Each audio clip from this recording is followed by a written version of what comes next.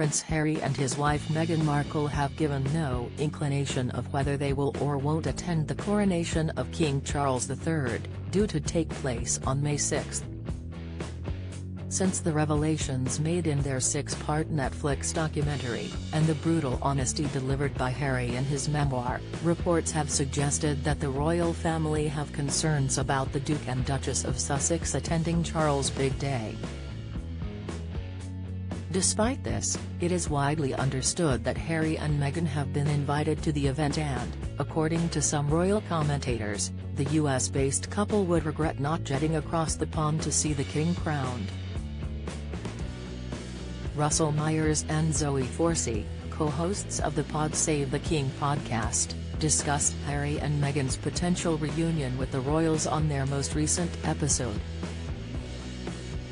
Speaking last week, Mr. Myers said there has been lots of talk that the royal family expect them to come, adding, "They will obviously be invited, the king wouldn't be so churlish to not invite them, but I am told from people who are very close to the Sussexes that they are still undecided about coming." He continued, "I definitely think they will come," asking, "Why would they want to pass up the opportunity?" The Daily Mirror's royal editor recalled, however, a conversation he had with an insider who claimed nothing has changed for the Duke since he sat down for several media interviews last month.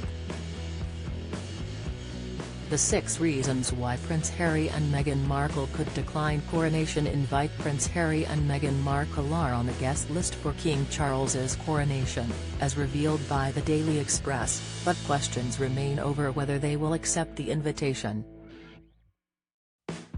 Harry insisted he wanted a sit-down conversation with his family, specifically his brother and father, to address the tensions between him and his wife and the rest of the royal family.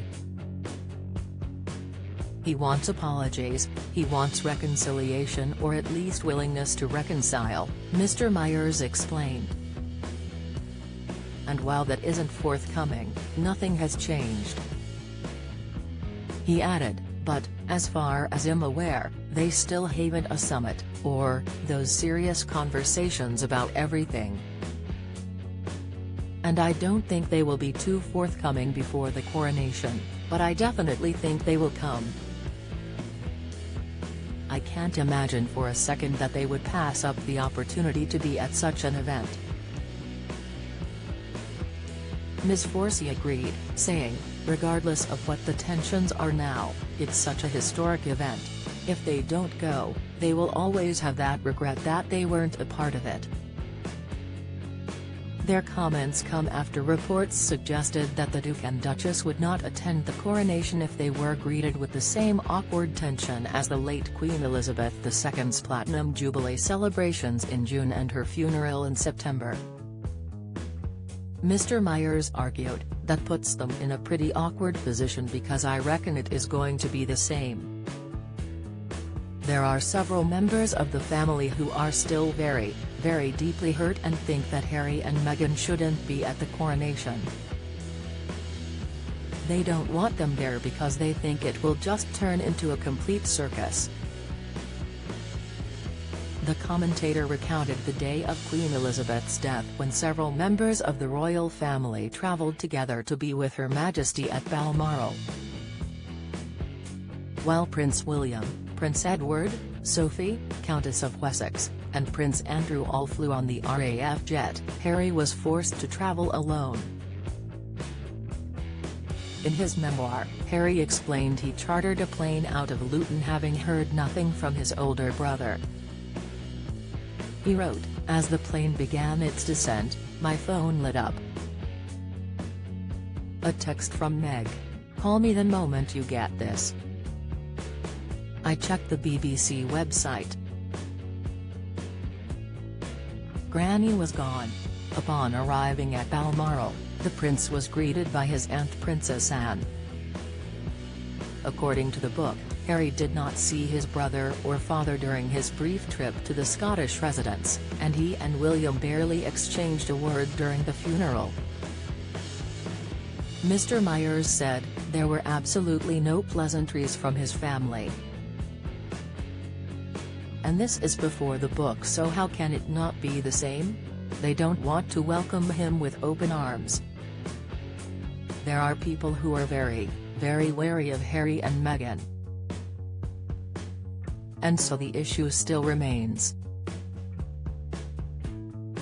If there is a cooling of tensions, I don't think it's going to be anytime soon.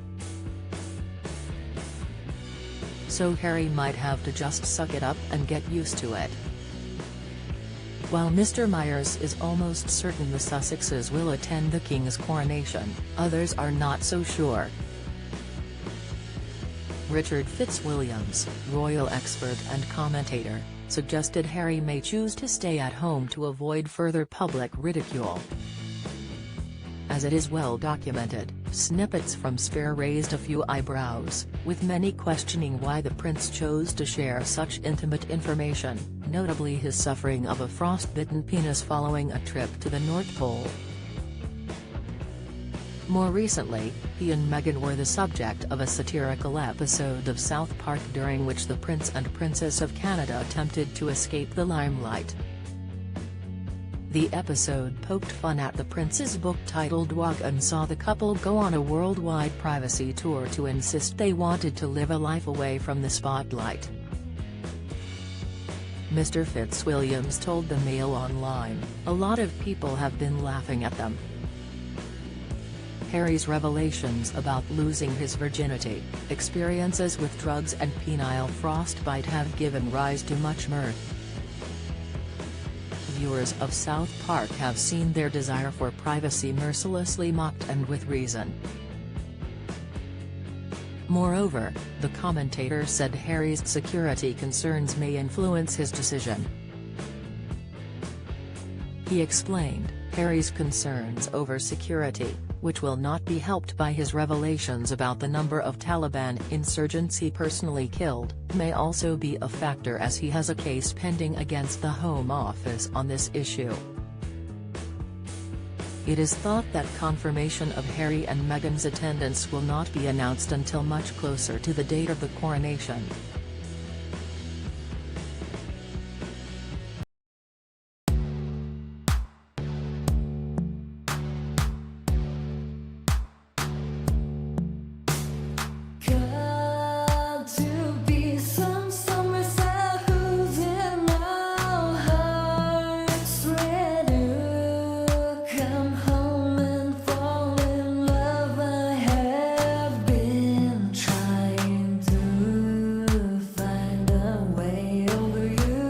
To us.